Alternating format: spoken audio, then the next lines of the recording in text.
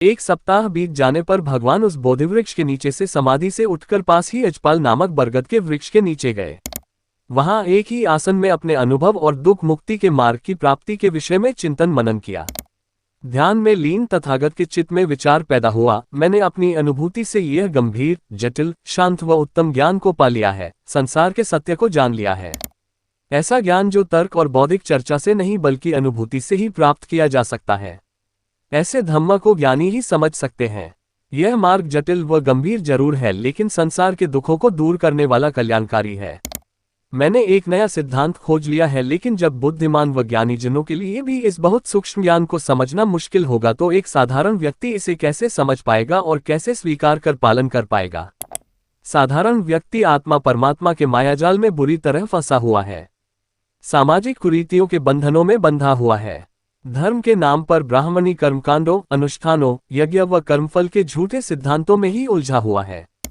स्वार्थी लोग अपने हितों के लिए इन्हें बढ़ावा देते हैं और साधारण व्यक्ति इसे समझ नहीं पा रहा है। और मैं बोधि प्राप्ति के बाद काफी प्रसन्नता महसूस कर रहा हूं। अपने स्वार्थ को छोड़कर मेरे इस सद्धर्म को मानना साधारण व्यक्ति के लिए बहुत मुश्किल होगा।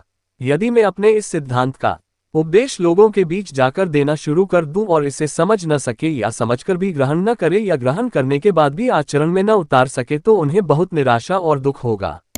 गौतम बुद्ध के मन में ऐसा वैचारिक चिंतन मंथन होने के बाद फिर सोचा, इससे तो अच्छा है कि मैं संसार से दूर रहकर सन्यासी का जीवन बिताऊं, स्वयं को और अधिक परिपूर्ण करूं। दूसरों का कल्याण न कर सकूं तो कम से कम अपना कल्याण तो कर ही सकता हूं। उस काल में धर्म के नाम पर समाज में फैले हुए अज्ञान के अंधकार का स्मरण करते हुए गौतम बुद्ध के मन में यह विचार आया कि ऐसे जटिल ज्ञान को जनता के बीच ले जाने का क्या लाभ, जबकि साधारण जन इसे समझ ही नहीं पाएगा। लेकिन विचारों की इस उथल पुथल में फिर पलटा खाया और सिद्धार्थ ने विचार किया, माना कि समाज में अज्ञान का अंधेरा गहरा है। लोग काम, क्रोध, मोह, लोभ व घृणा से भरे हुए हैं, तृष्णाओं से दुखी हैं। लेकिन जैसा कि मैंने संकल्प लिया था कि दुख मुक्ति का मार्ग खोजकर जगत में फैलाऊंगा, अब उसे प्राप्त कर लिया है तो फैलाना भी जरूरी है। अंधेरा तभी दूर होगा जब नए प्रकार की किरणें फैलेगी। समाज में व्याप्त धारणाओं के बीच नए धम्म को फैलाना बहुत मुश्किल होगा। रास्ता बहुत विकट है, लेकिन मानव कल्याण के लिए ये करना जरूरी है। मुझे इस धम्म के उपदेश देने चाहिए। मानव कल्याण ही हर बुद्ध के जीवन का उद्देश्य होता है। गौतम बुद्ध के मन के वैचारिक चिंतन मनन को जानकर ब्रह्मलोक में सहाम्पति ब्रह्मा घबराया कि यदि भगवान बुद्ध ने जगत को उपदेश नहीं दिए तो अनर्थ हो जाएगा। तथागत अरहत सम्यक संबुद्ध ने नए धम्म की शिक्षाओं का प्रचार नहीं किया तो संसार के दुखों को कौन दूर करेगा। सहाम्पति ब्रह्मा ये चिंता कर भगवान के सामने प्रकट हुए। अपनी चद्दर कंधे पर करके हाथ जोड़कर भगवान से विनती की, भांते भगवान, अब आप सिद्धार्थ नहीं हैं, आप सम्यक संबुद्ध हैं, आप अरहत हैं, सुगत हैं।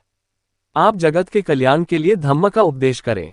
आपको संसार के दुखों को दूर करना है, अज्ञान के अंधकार से मुक्त करना है। संसार में ज्यादातर लोग ऐसे हैं जो अज्ञान व अविद्या, अज्ञान, इग्नोरेंस के कारण ही तृष्णाओं में फंसकर दुखी हैं। उनके लिए धम्म उपदेश बहुत जरूरी है, अन्यथा धम्म के नहीं सुनने से वे बर्बाद हो जाएंगे। आप देखेंगे कि दुख मुक्ति की इन शिक्षाओं को सुनने वाले भी होंगे। आपका धम्म सिर्फ मानव जगत के लिए ही नहीं बल्कि सभी प्राणियों के लिए कल्याणकारी है।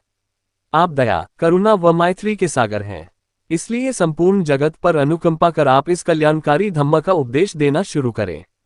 हे सुमेध, इस दुखी जनता की ओर देखो।